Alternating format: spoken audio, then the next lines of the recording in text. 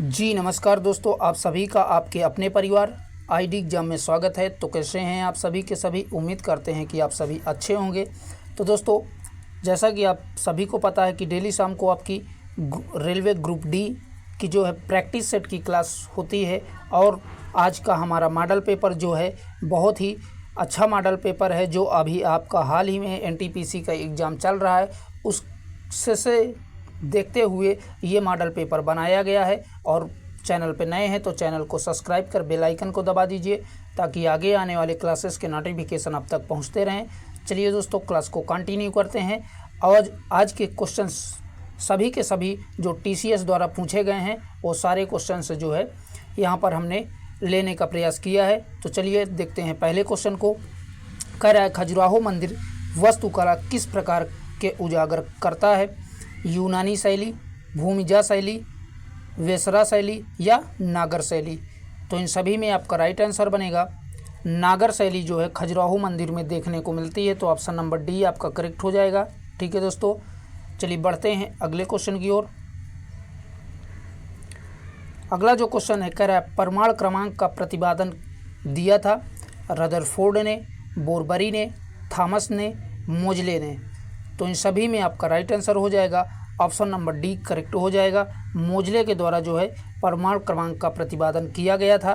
ठीक है दोस्तों, और दोस्तों बता दें इस क्लास में आपको GS, GK, science plus current affair जैसे आपका ग्रुप डी का पेपर आता है, सेम उसी पैटर्न को देखते हुए ये आपका मॉडल पेपर बनाया गया है। तो आप इसमें से अपनी तैयारी को भांप सकते हैं। चलिए बढ़ते हैं अगले क्वेश्चन की ओर। अगला जो क्वेश्चन है, कह रहा है निम्न में से कौन सा आउटपुट डिवाइस नहीं है? प्लोटर, स्पीकर, प्रिंटर या स्कैनर? तो बताइए भैया, इनमें से कौन सा आउटपुट डिवाइस नहीं है? तो इन सभी में आपका राइट आंसर बनेगा ऑप्शन नंबर डी करेक्ट हो जाएगा। स्कैनर जो है आपका ये आउटपुट डिवाइस नहीं है, और बाकी के सभी प्लोटर, स्पीकर, प्रिंटर ये तीनों के तीनों जो है आपके आउटपुट डिवाइस हैं, जबकि स्कैनर एक प्रकार का इनपुट डिवाइस है। ठीक है दोस्तों, चलिए बढ़ते हैं अगले क्वेश्चन की ओर। अगला क्वेश्चन कह रहा है विश्व वानिकी दिवस प्रतिवर्ष कब मनाया जाता है? 12 मार्च को, 21 मार्च को, 14 नवंबर को या 15 नवंबर को? तो बताइए विश्व वानिकी दिवस प्रतिवर्ष कब मनाया जाता है? तो राइट आंसर हो जाएगा ऑप्शन नंबर बी करेक्ट हो जाएगा। 21 मार्च को जो है प्रतिवर्ष विश्व वानिकी दिवस के रूप में मनाया जाता है। ठीक है दोस्तों, अगला क्वेश्चन कह रहा है भारतीय संविधान के किस अनुच्छेद में पंचायतों की स्थापना का प्रावधान है? तो बताइए भैया, भारतीय संविधान के किस अनुच्छेद में पंचायतों की स्थापना का प्रावधान दिया गया है? अनुच्छेद 245 में, अनुच्छेद 246 में, अनुच्छेद 243 में या अनुच्छेद 250 में? तो इन सभी में आपका राइट आंसर हो जाएगा अनुच्छेद 243 में इसका प्रावधान दिया गया है। तो ऑप्शन नंबर सी आपका करेक्ट हो जाएगा। ठीक है दोस्तों, अगला जो क्वेश्चन है, कह रहा है कि कंप्यूटर नेटवर्क के संबंध में टीसीपी का विस्तार क्या है? अर्थात आपको टीसीपी का पूर्ण रूप बताना है। तो ऑप्शन है इसके ट्रांसमिशन कंट्रोल प्रोटोकॉल, दूसरा कह रहा है ट्रांसफ़र कॉल प्लान, तीसरा कह रहा है ट्रांसफ़र कंट्रोल प्रोसेस, और तीसरा के बाद लास्ट कह रहा है ट्रांसमिशन कॉल प्रोटोकॉल। तो इन चारों में से आपका टीसीपी का पूरा नाम ट्रांसमिशन कंट्रोल प्रोटोकॉल होता है। तो ऑप्शन नंबर ए आपका करेक्ट हो जाएगा। आइए देख लेते हैं अगले क्वेश्चन को। कह रहा है निम्न में से कौन सी नदी भूमध्य रेखा को 2 बार पार करती है? मोस्ट इंपॉर्टेंट क्वेश्चन है दोस्तों। तो बताइए कौन सी नदी यानी कि भूमध्य रेखा को 2 बार काटती है? कांगो नदी, अमेजन नदी, नाइजर नदी या नील नदी? तो इन सभी में आपका राइट आंसर हो जाएगा कांगो नदी जो है भूमध्य रेखा को 2 बार काटती है। ऑप्शन नंबर ए आपका करेक्ट हो जाएगा। अगला क्वेश्चन है भारत का 58वां टाइगर रिजर्व किस राज्य में स्थापित किया गया है? तो बताइए भैया, असम में, राजस्थान में, मध्य प्रदेश में या उत्तर प्रदेश में? तो भारत का 58वां टाइगर रिजर्व जो है मध्य प्रदेश में स्थापित किया गया है? तो ऑप्शन नंबर सी आपका करेक्ट हो जाएगा। ठीक है दोस्तों, चलिए बढ़ते हैं अगले क्वेश्चन की ओर। क्वेश्चन कह रहा है घरेलू विद्युत उपकरण किस क्रम में जुड़े होते हैं? श्रेणी क्रम में, समांतर क्रम में, मिश्रित क्रम में या उपर्युक्त में से कोई नहीं। तो बताइए भैया, जो घरों में तार लगे होते हैं वो किस क्रम में जुड़े होते हैं? तो राइट आंसर हो जाएगा घरेलू विद्युत उपकरण जो है समांतर क्रम में जुड़े होते हैं। तो ऑप्शन नंबर बी आपका करेक्ट हो जाएगा। ठीक है दोस्तों, चलिए बढ़ते हैं अगले क्वेश्चन की ओर। अगला क्वेश्चन है हाल ही में जारी विश्व बैंक लॉजिस्टिक प्रदर्शन सूचकांक में भारत का कौन सा स्थान रहा है? ये आपका करंट अफेयर का क्वेश्चन है दोस्तों। 78वां रहा है, 40वां रहा है, 42वां रहा है या 38वां रहा है? तो हाल ही में जारी विश्व बैंक लॉजिस्टिक प्रदर्शन सूचकांक में भारत का जो है 38वां स्थान रहा है। तो ऑप्शन नंबर डी करेक्ट हो जाएगा, 38वां। ठीक है, याद रखिएगा, इंपॉर्टेंट क्वेश्चन है। क्वेश्चन कह रहा है MS एक्सेल में पूरी पंक्ति का चयन करने के लिए कौन सी शार्ट की का उपयोग किया जाता है? कंट्रोल स्पेस का, अल्ट अप का, कंट्रोल डाउन का, शिफ्ट स्पेस का? तो बताइए भैया, किसका MS एक्सेल में पूरी पंक्ति का चयन करने के लिए कौन सी शार्ट की का उपयोग किया जाता है? तो इन सभी में आपका राइट आंसर हो जाएगा शिफ्ट प्लस स्पेस का जो है प्रयोग किया जाता है। तो ऑप्शन नंबर डी करेक्ट हो जाएगा। ये अभी हाल ही में NTPC में पूछा हुआ क्वेश्चन है दोस्तों। चलिए बढ़ते हैं अगले क्वेश्चन की ओर, क्योंकि आपका ग्रुप डी का भी पेपर TCS के द्वारा बनाया जाएगा और NTPC का भी पेपर TCS ही ले रही है। अगला क्वेश्चन है किस विटामिन की कमी से रक्त का थक्का नहीं जमता है? विटामिन सी, विटामिन के, विटामिन ए या विटामिन डी? तो इन सभी में आपका राइट आंसर बनेगा विटामिन के की कमी से रक्त का थक्का नहीं जमता है। तो विटामिन बी आपका के आपका करेक्ट हो जाएगा, ऑप्शन नंबर बी। आइए देखते हैं अगले क्वेश्चन की ओर। अगला जो क्वेश्चन है कह रहा है कि भारत की संसद में लोकसभा के प्रथम अध्यक्ष कौन थे? MA अय्यर, गणेश मावलंकर, तीसरा कह रहा है सरदार हुकुम सिंह और लास्ट कह रहा है नीलम संजीव रेड्डी। तो इन सभी में आपका राइट आंसर बनेगा गणेश मावलंकर, यही इसका जो है सही जवाब हो जाएगा, ऑप्शन नंबर बी करेक्ट हो जाएगा। आइए देख लेते हैं अगले क्वेश्चन को। अगला जो क्वेश्चन है कह रहा है कि प्लाज्मा में कितने प्रकार की रुधिर कणिकाएं होती हैं? 1, 2, 3 या एक भी नहीं? तो प्लाज्मा में 3 प्रकार की रुधिर कणिकाएं होती हैं। ठीक है, तो ऑप्शन नंबर सी आपका करेक्ट हो जाएगा। और बता दें, पहली आपकी होती है लाल रुधिर कणिका, दूसरी होती है श्वेत रुधिर कणिका और तीसरी होती है प्लेटलेट्स। यही 3 जो है रुधिर कणिकाएं प्लाज्मा में होती हैं। आइए देखते हैं अगले क्वेश्चन को। अगला जो क्वेश्चन है कह रहा है भारत में वस्तु एवं सेवा कर अर्थात GST कब लागू हुआ है? 1 जुलाई 2014 को, 1 जुलाई 2015 को, 1 जुलाई 2016 को या 1 जुलाई 2017 को? तो आप सभी को पता होगा कि GST जो है भारत में कब लागू हुई थी। 1 जुलाई 2017 को जो है GST भारत में लागू हुई थी संपूर्ण भारत में। तो ऑप्शन नंबर डी आपका करेक्ट हो जाएगा। ये भी आपका NTPC का पूछा हुआ क्वेश्चन है। अगला जो क्वेश्चन है कह रहा है फीफा का वर्तमान अध्यक्ष कौन है? ये आपका करंट अफेयर का है। तो बताइए फीफा का वर्तमान अध्यक्ष कौन है? सेप ब्लैटर हैं, डुंगा हैं, इस्सा हयातो हैं या गियानी इन्फेंटो हैं? तो इन सभी में आपका राइट आंसर बनेगा ऑप्शन नंबर डी, गियानी इन्फेंटो, यही जो है फीफा के वर्तमान अध्यक्ष हैं। आइए देख लेते हैं अगले क्वेश्चन को। अगला जो क्वेश्चन है ऊँटों का प्रसिद्ध व्यापार किस वार्षिक मेले का हिस्सा है? तो बताइए भैया, ऊँटों का मेला कहाँ पर लगता है? उदयपुर मेले में, थार के मेले में, कुंभ के मेले में या पुष्कर मेला में? तो अजमेर से 11 किलोमीटर दूरी पर जो है पुष्कर मेला जो लगता है वो ऊँटों के लिए प्रसिद्ध मेला है। तो ऑप्शन नंबर डी आपका करेक्ट हो जाएगा। ठीक है, अगर पूछता है कि ये कितनी दूरी पर अजमेर पे है तो 11 किलोमीटर की दूरी पर अजमेर से ये मेला लगता है और ऊँटों के लिए प्रसिद्ध मेला है। यहीं पर जो है महादेव मंदिर भी है। चलिए बढ़ते हैं अगले क्वेश्चन की ओर। क्वेश्चन कह रहा है खबरों में अपार आईडी किस पहल का हिस्सा है? तो बताइए भैया, अपार आईडी किस पहल का हिस्सा है? One nation one student ID, national digital university, digital India mission या one nation one health card? तो इन सभी में आपका राइट आंसर बनेगा ऑप्शन नंबर ए करेक्ट हो जाएगा। One nation one student ID, यही जो है अपार आईडी की जो है एक पहल है। आइए देख लेते हैं अगले क्वेश्चन को। अगला जो क्वेश्चन है कह रहा है कांगेर घाटी राष्ट्रीय उद्यान किस राज्य में स्थित है? तमिलनाडु में, राजस्थान में, केरल में या छत्तीसगढ़ में? तो कांगेर घाटी राष्ट्रीय उद्यान ये जो है आपका छत्तीसगढ़ में स्थित है। तो ऑप्शन नंबर डी आपका करेक्ट हो जाएगा। ठीक है दोस्तों, चलिए बढ़ते हैं अगले क्वेश्चन की ओर। अगला जो क्वेश्चन है कह रहा है मानव जाति में गुणसूत्र होते हैं 48, 46, 44 या 50? तो आप सभी को पता होगा कि जो है 46 गुणसूत्र मानव शरीर में पाए जाते हैं। ठीक है, अर्थात ये 23 जोड़े में पाए जाते हैं। तो ये भी याद रखिएगा, ऑप्शन नंबर बी आपका करेक्ट हो जाएगा 46।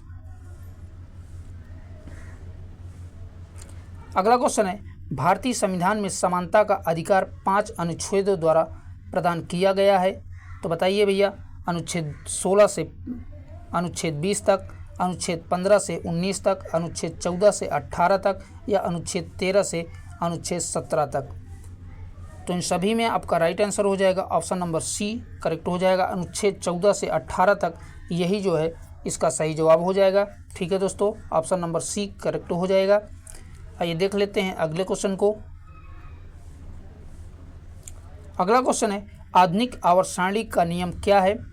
तो पहला ऑप्शन कह रहा है तत्वों के रासायनिक गुणधर्म उनके परमाणु भारों के आवर्ती फलन होते हैं। दूसरा कह रहा है तत्वों के रासायनिक गुणधर्म उनके परमाणु क्रमांकों के आवर्ती फलन होते हैं। तीसरा कह रहा है तत्वों के रासायनिक गुणधर्मों की आवर्तता नहीं होती है। और लास्ट कह रहा है इनमें से कोई नहीं। तो इन सभी में आपका राइट आंसर हो जाएगा ऑप्शन नंबर बी, तत्वों के रासायनिक गुणधर्म उनके परमाणु क्रमांकों के आवर्ती फलन होते हैं। यह अर्थात ऑप्शन नंबर बी आपका करेक्ट हो जाएगा। यही जो है आधुनिक आवर्त सारणी का नियम है। आइए बढ़ते हैं अगले क्वेश्चन की ओर। क्वेश्चन कह रहा है भारतीय संविधान के किस अनुच्छेद द्वारा पंचायती राज व्यवस्था को संवैधानिक दर्जा दिया गया है? 71वें, 72वें, 73वें या 74वें? तो इन सभी में आपका राइट आंसर हो जाएगा 73वें संविधान संशोधन द्वारा पंचायती राज व्यवस्था को संवैधानिक दर्जा प्राप्त किया गया है। ठीक है, तो ऑप्शन नंबर सी आपका करेक्ट बनेगा। आइए देख लेते हैं अगले क्वेश्चन की ओर। क्वेश्चन कह रहा है इंडियन नेशनल कांग्रेस के संस्थापक कौन थे? तो बताइए भैया, इंडियन नेशनल कांग्रेस के संस्थापक कौन थे? महात्मा गांधी हैं, चित्तरंजन दास हैं, A.O. ह्यूम हैं या इनमें से कोई नहीं? तो इन सभी में आपका राइट आंसर बनेगा option number C, A.O. Hume जो है यही इंडियन नेशनल कांग्रेस के संस्थापक हैं और इन्होंने 1885 में इसकी स्थापना की थी। तो साथ में ये भी याद रखिएगा, कभी कभी पूछ लेता है कि इसकी स्थापना कब हुई थी। तो 1885 में इसकी स्थापना A.O. ह्यूम द्वारा किया गया था। आइए देख लेते हैं अगले क्वेश्चन को। अगला जो क्वेश्चन है, नीचे एक अभिकथन ए और कारक आर दिया गया है। तो अभिकथन कह रहा है राज्य वित्त आयोग एक संवैधानिक निकाय है। तो ये आपका सही है।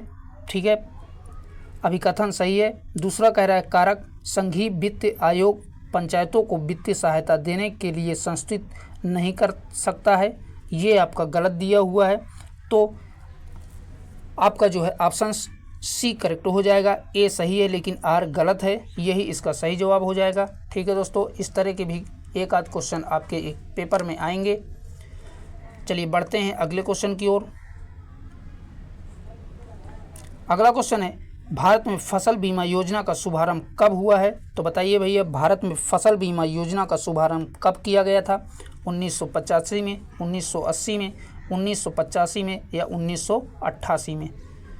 तो इन सभी में आपका राइट आंसर हो जाएगा 1985 में भारत में फसल बीमा का शुभारंभ किया गया था। ठीक है, आइए बढ़ते हैं अगले क्वेश्चन की ओर। अगला जो क्वेश्चन है, संसद के 3 दशक पुस्तक के लेखक कौन है? तो बताइए भैया, संसद में 3 दशक पुस्तक के लेखक कौन है? अमित शाह हैं, नरेंद्र मोदी हैं, APJ अब्दुल कलाम साहब है या अटल बिहारी वाजपेयी हैं? तो इन सभी में आपका राइट आंसर हो जाएगा संसद के 3 दशक पुस्तक के लेखक जो है अटल बिहारी वाजपेयी जी हैं। तो ऑप्शन नंबर डी आपका करेक्ट हो जाएगा। आइए बढ़ते हैं नेक्स्ट क्वेश्चन की ओर। क्वेश्चन कह रहा है, हरिसेन निम्न में लिखित राजाओं में से किसका राजकवि था? अशोक का, समुद्रगुप्त का, चंद्रगुप्त का या हर्षवर्धन का? तो बताइए भैया, हरिसेन किसके दरबार में था? तो राइट आंसर हो जाएगा समुद्रगुप्त के जो है दरबार में हरिसेन था। तो ऑप्शन नंबर बी आपका करेक्ट बनेगा। आइए देख लेते हैं अगले क्वेश्चन को। क्वेश्चन कह रहा है, निम्नलिखित में छऊ किस राज्य का लोक नृत्य है? झारखंड का है, तमिलनाडु का है, कर्नाटक का है या नागालैंड का है? बताइए भैया। तो छऊ जो है तमिलनाडु का जो है लोक नृत्य है। तो ऑप्शन नंबर बी आपका करेक्ट हो जाएगा, तमिलनाडु। आइए देख लेते हैं अगले क्वेश्चन को। अगला जो क्वेश्चन है, कह रहा है कि गंगा नदी के किनारे सबसे बड़ा शहर कौन सा बसा है? मोस्ट इंपॉर्टेंट क्वेश्चन है दोस्तों। तो आपको बताना है गंगा नदी के किनारे सबसे बड़ा शहर कौन सा है? कानपुर है, वाराणसी है, प्रयागराज है या हरिद्वार है? तो इन सभी में आपका राइट आंसर हो जाएगा ऑप्शन नंबर ए करेक्ट हो जाएगा। कानपुर जो है गंगा नदी के किनारे बसा सबसे बड़ा शहर है। आइए देख लेते हैं अगले क्वेश्चन को। क्वेश्चन कह रहा है, दुनिया के सबसे बड़े मेट्रो नेटवर्क के मामले में भारत का स्थान क्या है? पहला है, दूसरा है, तीसरा है या चौथा है? ये आपका करंट अफेयर का क्वेश्चन है दोस्तों। तो बताइए, दुनिया के सबसे बड़े मेट्रो नेटवर्क के मामले में भारत का स्थान क्या है? तो इसमें जो है भारत का स्थान तीसरा है। तो ऑप्शन नंबर सी आपका करेक्ट हो जाएगा, तीसरा। ठीक है, चलिए बढ़ते हैं अगले क्वेश्चन की ओर। क्वेश्चन कह रहा है, निम्नलिखित में से प्रतिरोध की इकाई क्या है? पास्कल है, वेबर है, ओम है या वोल्ट है? तो बताइए भैया, प्रतिरोध किसकी इकाई है? तो राइट आंसर हो जाएगा ऑप्शन नंबर सी, ओम जो है प्रतिरोध की इकाई होती है, SI यूनिट। चलिए बढ़ते हैं अगले क्वेश्चन की ओर। अगला क्वेश्चन है, आवर्त सारणी में W अक्षर किस तत्व को दर्शाता है? ये भी आपका NTPC का पूछा हुआ क्वेश्चन है। तो बताइए भैया, आवर्त सारणी में W अक्षर किस तत्व को दर्शाता है? टंगस्टन को, टेरिलिन को, पारा को या वरीलिनियम को? तो इन सभी में आपका राइट आंसर हो जाएगा W अक्षर जो है आवर्त सारणी में टंगस्टन को दर्शाता है। तो ऑप्शन नंबर ए आपका करेक्ट हो जाएगा। आइए देख लेते हैं अगले क्वेश्चन को। अगला जो क्वेश्चन है, विश्व प्रशांतता रिपोर्ट 2025 में भारत का स्थान क्या रहा है? 126वां, 120वां, 118वां या 115वां? तो इन सभी में आपका राइट आंसर बनेगा 118वां स्थान। विश्व प्रशांतता रिपोर्ट 2025 में भारत का स्थान रहा है 118वां। याद रखिएगा, इंपॉर्टेंट क्वेश्चन है दोस्तों। चलिए बढ़ते हैं अगले क्वेश्चन की ओर। क्वेश्चन कह रहा, मोती मस्जिद निम्न में से किस नगर में स्थित है? आगरा में, जयपुर में, लाहौर में या अहमदाबाद में? तो इन सभी में आपका राइट आंसर बनेगा ऑप्शन नंबर ए करेक्ट हो जाएगा, आगरा में स्थित है मोती मस्जिद। ठीक है दोस्तों, साथ ही बता दें मोती मस्जिद 2 हैं। एक जो है ये जो आगरा में स्थित है इसका निर्माण शाहजहां द्वारा करवाया गया था, लेकिन जो दिल्ली में लाल किले के पास मोती मस्जिद है उसका निर्माण औरंगजेब के द्वारा करवाया गया था। तो दोनों के दोनों याद रखिएगा। अगर ऑप्शंस में आगरा दिया है तो आप आगरा वाली मोती मस्जिद समझेंगे, अगर आपको दिल्ली दिया है तो वो लाल किले वाली रहेगी। 2 जो है मोती मस्जिद हैं। अब यहाँ पर ऑप्शंस में दिल्ली नहीं है तो इसका मतलब ये आगरा वाली जो शाहजहां के द्वारा बनवाई गई थी वो वाली मोती मस्जिद है। ठीक है, चलिए बढ़ते हैं अगले क्वेश्चन की ओर। क्वेश्चन कह रहा है, संविधान की उद्देशिका अर्थात प्रस्तावना का संशोधन कितने बार किया गया है? 3 बार, 2 बार, 1 बार या एक भी बार नहीं? तो अभी तक जो है संविधान की उद्देशिका अर्थात प्रस्तावना में जो है 1 बार संशोधन किया गया है। तो ऑप्शन नंबर सी आपका करेक्ट हो जाएगा। ठीक है दोस्तों, चलिए बढ़ते हैं अगले क्वेश्चन की ओर। अगला जो क्वेश्चन है कह रहा है, विश्व मानवाधिकार दिवस कब मनाया जाता है? मोस्ट इम्पॉर्टेंट क्वेश्चन है दोस्तों। तो इसके ऑप्शंस हैं 11 जुलाई, दूसरा कह रहा 5 सितंबर, 10 दिसंबर या 7 दिसंबर। तो विश्व मानवाधिकार दिवस जो है 10 दिसंबर को मनाया जाता है, तो आप सभी को पता ही होगा। तो ऑप्शन नंबर सी आपका करेक्ट हो जाएगा। ठीक है दोस्तों, चलिए बढ़ते हैं अगले क्वेश्चन की ओर। अगला जो क्वेश्चन है कह रहा है कि एनीमिया रोग किसकी कमी से होता है? कैल्शियम की कमी से, आयोडीन की कमी से, आयरन की कमी से या फास्फोरस की कमी से। तो मानव शरीर में एनीमिया रोग जो है आयरन की कमी से होता है, तो ऑप्शन नंबर सी आपका करेक्ट हो जाएगा, आयरन। आइए देख लेते हैं अगले क्वेश्चन को। क्वेश्चन कह रहा है प्रेशर कुकर भोजन के पकने के समय को कम कर देता है क्योंकि।